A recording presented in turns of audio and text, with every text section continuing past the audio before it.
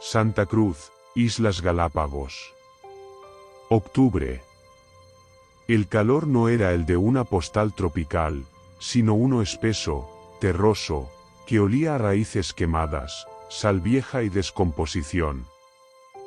Laura Paredes se bajó del bote con una mochila a cuestas y un encargo que no figuraba en los permisos del Parque Nacional: evaluar zonas no autorizadas donde, según informes extraoficiales, turistas ilegales estaban siendo llevados por guías sin licencia.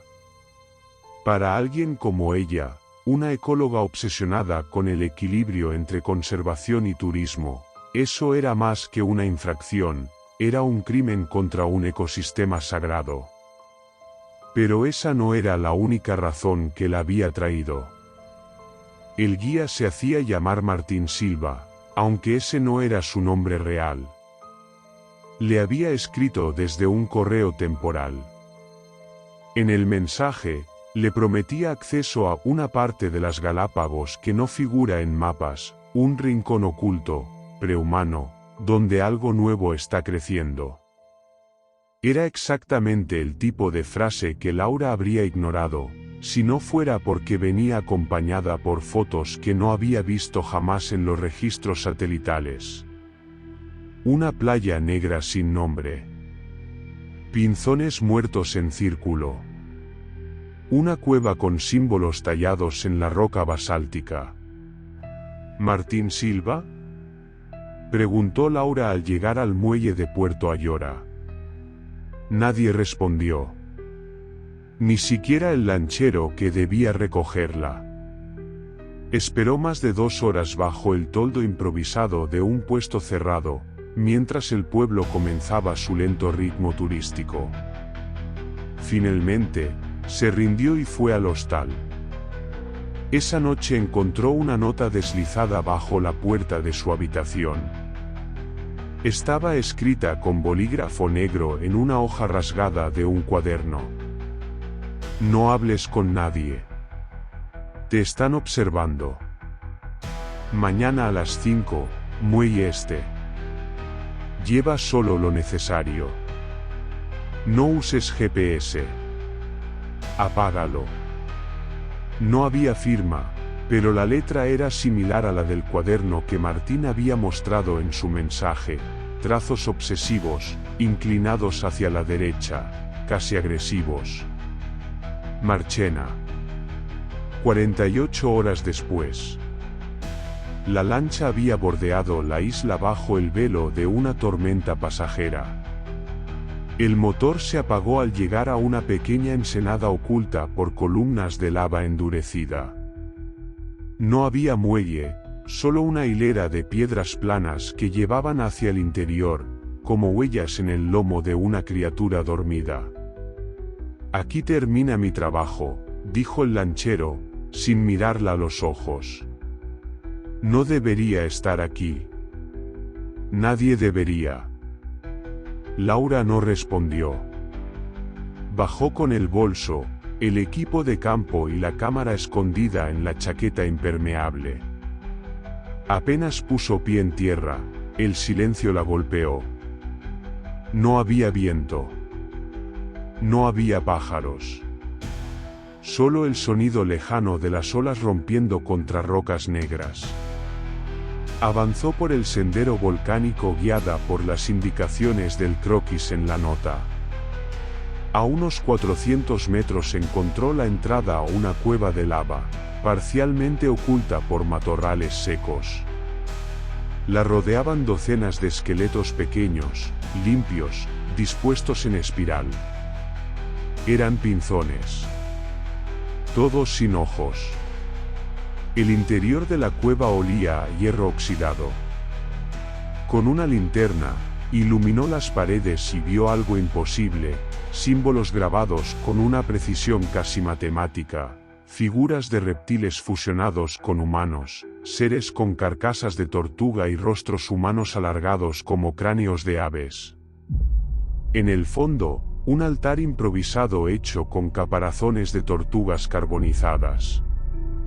Sobre él, un objeto del tamaño de un puño, un corazón seco, cubierto de sal. En una de las paredes laterales, encontró lo que parecía ser una especie de escritura. No era castellano, ni quechua, ni nada que pudiera identificar.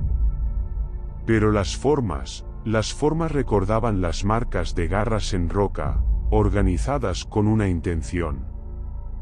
Un lenguaje no humano intentando parecer humano. Encendió la cámara. Grabó en silencio. Iba a retirarse cuando oyó algo. Un canto apenas audible, no desde la entrada, sino desde dentro de la cueva, más allá del altar. Un susurro. Palabras guturales entrecortadas. Laura retrocedió, pero su pie tropezó con un hueso. La linterna cayó. Al levantarla, algo había cambiado. El corazón ya no estaba. Solo una frase tallada en la base del altar que no había visto antes. Aquí, las formas eligen. La mutación ya comenzó. Santa Cruz. 2 días después. De vuelta en tierra, trató de comunicarse con Quito. El audio estaba corrupto. Las imágenes, distorsionadas. Lo poco que quedaba mostraba sombras y huesos. Nadie creyó su historia. Ni la guardaparques, ni el administrador del hostal, ni los pescadores. Alguien incluso insinuó que tal vez había inhalado gases tóxicos. O estaba deshidratada. Pero Laura sabía lo que había visto. Y no sabía cómo explicarlo, pero lo que había en esa isla, no era humano. Y lo más aterrador, parecía estar esperando algo. Puerto Ayora, 3 días después. Laura despertó con la garganta seca y las manos temblorosas. Había pasado la noche entera releyendo las notas garabateadas en su libreta, descripciones de símbolos, esquemas de la cueva, intentos fallidos de transcribir las inscripciones. Ninguna coincidía con lenguajes conocidos. Lo más parecido era un patrón fractal, como si el significado no estuviera en las palabras sino en la geometría de las formas. Cada intento de contar lo sucedido se encontraba con una pared de indiferencia o condescendencia. Marchena es zona restringida, le decían. Nadie entra sin permiso. ¿Y el guía? Preguntaba. No hay registro de nadie con ese nombre. Quizá fue un pescador inventando historias. Pero no era solo escepticismo. Era miedo. Los ojos de los locales se nublaban al mencionarla. Algunos se santiguaban. Otros desviaban la conversación. Una mujer mayor, vendedora de frutas en la calle principal, le susurró cuando pasó cerca, no se meta. Los que hablan, desaparecen. Esa noche, Laura decidió subir los archivos a un servidor encriptado. Usó una red VPN y transfirió los vídeos corruptos, las fotos, las notas. Pero al revisar el correo al día siguiente, notó algo extraño, el servidor estaba caído. No por error técnico, sino por lo que parecía ser una intervención deliberada. Cambió de red, intentó con otro proveedor, pero los archivos ya no estaban. Se habían esfumado. Furiosa, fue a la oficina del parque a reportar lo sucedido. Pero el nuevo administrador, un hombre fornido de piel morena y acento serrano, la recibió con una sonrisa amable y ojos sin expresión. Lamento lo de sus archivos. A veces el calor afecta a los dispositivos, dijo, mientras le devolvía su USB intacto, pero vacío. ¿Quién más tuvo acceso a esto? Solo usted, señorita Paredes, respondió. Aunque quizás debería descansar. Parece agotada. Aquí la conservación es más eficiente cuando no hay sobresaltos, ¿me entiende? Laura sintió entonces una opresión en el pecho. No por sus palabras, sino por lo que ocultaban. Ese hombre sabía. Sabía exactamente qué había en Marchena. Y no quería que nadie más lo supiera. Esa tarde, fue a buscar al lanchero. Nadie lo había visto. Preguntó en el puerto, en los bares, en la playa. Nada. Su nombre no figuraba en ningún registro. Y cuando mostró una foto borrosa que le había tomado, alguien se la arrebató de la mano y la hizo trizas frente a ella. Es mejor así, le dijo un pescador con voz cavernosa. Marchena no tiene visitantes. Solo elegidos. Fue entonces cuando comenzó a notar cosas. Una figura que la seguía a distancia cada noche, reflejada en los cristales. Su móvil vibrando sin razón, mostrando llamadas sin número desde Isla Marchena. Pájaros que la miraban desde los cables, inmóviles. Siempre los mismos. Un hombre sin cejas que la observaba durante horas desde una banca, sin parpadear. La paranoia creció. Pero no era irracional. Una noche, al volver al hostal, encontró su libreta de campo en el suelo, empapada, cubierta de escamas minúsculas. Y la palabra inmersión escrita en la última página, con tinta marrón. No era su letra. Al día siguiente, alguien tocó la puerta de su habitación. 3 golpes. Nada más. Cuando abrió, no había nadie, salvo un sobre negro en el suelo. Dentro, una sola hoja doblada con una frase. El padre está cerca. No lo desafíes. Si te hundes, será por tu elección. Detrás, a lápiz, un símbolo, una espiral dentro del caparazón de una tortuga, rodeada de ojos sin pupilas. Laura lo reconoció al instante. Estaba tallado en el altar de Marchena. El culto existía. Y ella ya no era una visitante. Era parte del tablero. Santa Cruz, 5 días después.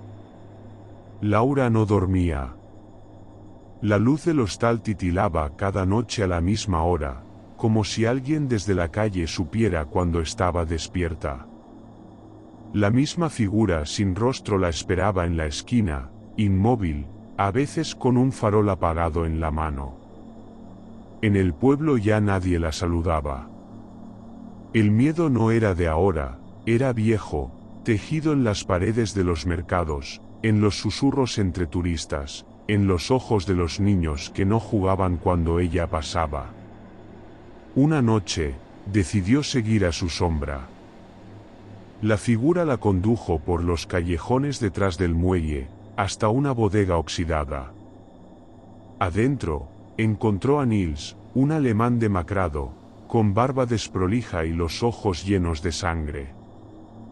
Yo también fui a Marchena, le dijo. En 2019. Voluntario para un proyecto de limpieza costera. Éramos 4. Ahora solo quedo yo. Los demás se quedaron allá. ¿Por qué nadie habla? ¿Por qué los ocultan? Nils tembló, sacando una carpeta envuelta en tela encerada. Dentro había fotografías borrosas, como si las imágenes hubieran sido devoradas por la humedad o por algo más orgánico.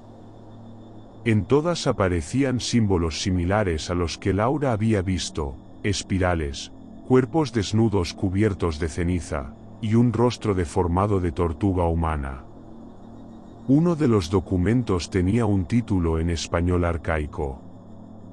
Actas del despertar del Padre, año 0 desde la inmersión. Ellos creen que las islas son el ombligo del mundo. Que cuando Darwin vino, no descubrió la evolución, sino una mutación sagrada. Y que la evolución es voluntad, no casualidad. Quien se adapta, sobrevive. Quien resiste, renace. Quien se entrega, se funde.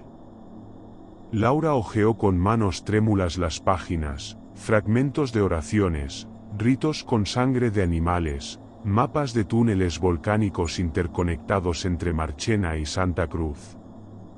Mencionaban el camino de las carcasas, un sendero invisible bajo la tierra, guiado por criaturas pacíficas de día, pero ojos del Padre en la noche. ¿Dónde está este culto? ¿Tienen un nombre? Nils negó con la cabeza. No tienen nombre. Ellos no se nombran. Dicen que al pronunciarse, se separan del Padre. Son solo los inmersos.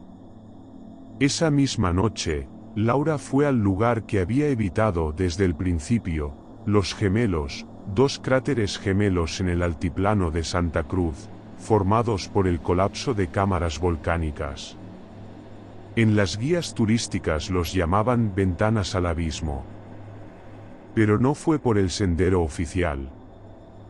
Guiada por los esquemas de Nils, se internó entre la vegetación densa, esquivando raíces y ramas como tentáculos de una bestia dormida. Allí, en una hendidura oculta, encontró una entrada tallada en la roca, una especie de portal con formas de garras y mandíbulas, todo cubierto de musgo fosforescente. Sobre ella, grabado: El Padre no castiga. Transforma. Laura descendió. La oscuridad era total, pero el aire no olía a humedad, olía a sal y hierro. El túnel serpenteaba hasta una bóveda natural iluminada por velas negras clavadas en cráneos de iguanas. En el centro, un altar rodeado de cuerpos. Personas vivas. Inmóviles. Sentados en posición fetal. Los ojos cerrados, las bocas cubiertas por una capa de piel endurecida. Y en el altar, una figura alta, encorvada, vestida con una capa hecha de caparazones de tortugas. Su rostro era humano, pero su cuello se extendía de forma antinatural, y sus dedos se alargaban como raíces en busca de agua. Te estábamos esperando, Laura, susurró con una voz doble, como si dos gargantas hablaran al mismo tiempo. Tú trajiste los ojos del mundo. Y ahora, debes cerrarlos. La figura no la atacó. No gritó. Solo la miró. Y en ese instante, Laura entendió que no era el líder. Era el heraldo.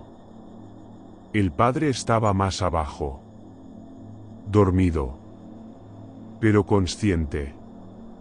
Soñando con Laura desde que pisó la isla. Laura corrió. Tropezó con rocas, con raíces. Salió al exterior con los pulmones ardiendo, con la convicción de que la vigilancia en Puerto Ayora no era humana. El culto estaba en cada rincón. En cada sombra. En cada persona que había decidido no verla. Ella había roto el pacto del silencio. Y ahora el Edén la quería de vuelta. Santa Cruz, 3:43 de la madrugada. Laura corría con los pulmones a punto de colapsar. Su mochila rebotaba contra su espalda, las botas llenas de barro volcánico y sangre seca. Tenía que llegar a Puerto Ayora, al muelle, antes del amanecer. Si podía subir a cualquier bote pesquero, aunque fuera ilegal, aunque fuera peligroso, al menos estaría fuera de la isla.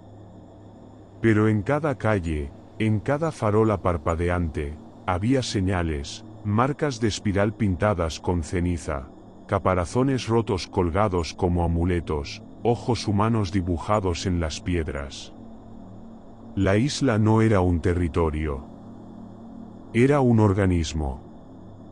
Y Laura estaba en su torrente.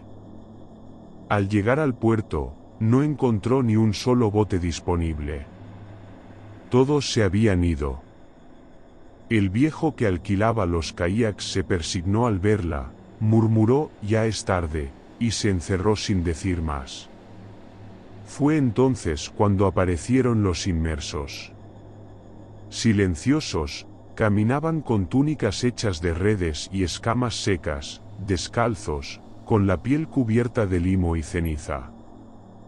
Llevaban antorchas que no humeaban y cuchillos de obsidiana curva. Al frente, el heraldo. «Tu voluntad nos trajo», dijo él. «Pero tu miedo nos despierta». Laura gritó y corrió hacia el bosque otra vez, sin dirección. Tropezó, cayó, rodó por una ladera. Cuando volvió en sí, estaba de nuevo en Los Gemelos. No importa dónde corriera, el padre la quería en el vientre. Bóveda subterránea antes del amanecer. Amarrada a una columna de lava endurecida, Laura fue testigo del ritual. Frente a ella, los cuerpos de 3 turistas desaparecidos, sus rostros transformados, ojos ausentes, la piel reseca como escamas, sostenían un cuenco tallado con aletas de tiburón. El heraldo alzó un libro hecho con piel curtida y leyó. Cuando las placas se abrieron, y la sangre de la tierra emergió, lo que dormía en la raíz fue bañado por la evolución. No fue animal. No fue hombre. Fue ambos. Fue primero. Fue padre. ¿Qué es el padre?, preguntó Laura, resistiéndose. ¿Una bestia? ¿Un dios? Fue el primer ser que mutó por voluntad, no por azar, dijo el heraldo. Una criatura nacida antes de los continentes. Quedó atrapado en esta tierra joven, y al llegar Darwin, sus ecos despertaron. Nosotros oímos su voz en las especies que nunca cambiaron, porque ya eran perfectas. Se oyó un temblor. El suelo vibró, la bóveda retumbó.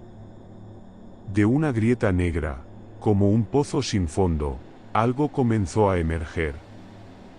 No se veía del todo. Solo fragmentos, un caparazón tan grande como una casa, ojos sin pupilas que parpadeaban en la oscuridad, tentáculos cubiertos de huesos de pinzones. El aire se volvió irrespirable. El heraldo tomó a uno de los turistas transformados y lo degolló frente al pozo. La sangre cayó, pero no se oyó salpicar. Se oyó un suspiro húmedo. El padre había bebido. Laura gritó. Se retorció. Entonces, la voz volvió a sonar, pero esta vez dentro de su mente. Grave. Serena. Primordial. Tu especie tuvo su oportunidad. Ahora, regresa al origen. Fúndete. Pero en medio del trance, Laura mordió su muñeca amarrada, desgarrando su piel para deslizarse entre la cuerda y escapar. Cayó, rodó, pateó. Una piedra de lava filosa le cortó la pierna, pero siguió. Atravesó túneles, corredores, salientes, hasta salir al cráter opuesto de los gemelos. El sol estaba asomando. El mar, a lo lejos, brillaba. Un helicóptero turístico pasaba sobre la isla. Gritó. Agitó los brazos. Sangre por todos lados. Señales desesperadas. Desde el borde del cráter, vio al heraldo y a los inmersos detenidos. No podían cruzar bajo la luz solar. No aún. El padre seguía en su cuna de sombra. Puerto Vaquerizo Moreno, 2 semanas después. Laura logró salir. Declaró todo. Grabaciones, documentos, fotografías, todo lo que pudo. Pero el gobierno dijo que no había evidencia clara. Que no se podía comprometer la imagen de las islas. Los turistas siguen llegando. A veces, en los mapas satelitales, se ve una figura moviéndose entre Marchena y Pinzón. Como un punto vivo. Un fragmento de roca que respira. Laura ya no habla del padre. Pero sueña con él. Y sabe que la próxima mutación será global. Quito, Ecuador, 3 meses después. La lluvia no cesaba desde hacía días. No era normal. El Instituto Geofísico hablaba de un cambio en los vientos del Pacífico, de anomalías de presión. Pero Laura sabía que no era el clima. Era el aliento del padre, empujando su voluntad desde el subsuelo. Laura vivía en una habitación sin ventanas, con las paredes cubiertas de mapas. Dibujaba líneas. Círculos concéntricos. Puntos donde se reportaban comportamientos extraños en animales costeros, peces varados con ojos humanos, lobos marinos que no huían del fuego. Lo más preocupante eran las personas. Uno de los biólogos que entrevistó en Guayaquil le confesó que a veces oía una voz al sumergirse en los tanques de investigación. Otra, una periodista en Lima, describió sueños recurrentes con cuevas llenas de esqueleto de reptiles que murmuraban en latín. Y una niña de Galápagos dibujó en la escuela un dios cangrejo que vivía en la tierra y comía recuerdos. Nadie estaba conectado. Pero todos decían lo mismo, ya no somos la última forma. Solo la actual. Una madrugada, Laura encendió su radio de onda corta. A veces captaba señales perdidas del mar. Esta vez, escuchó algo diferente. No palabras. Una frecuencia modulada que parecía respirar. Un patrón. Un código. Tomó su cuaderno, anotó la secuencia. Eran pulsos, cortos y largos. Lo transcribió como si fuera Morse. Y cuando unió las letras, se quedó helada, raíz. La misma palabra que había oído dentro de su mente cuando el padre emergió.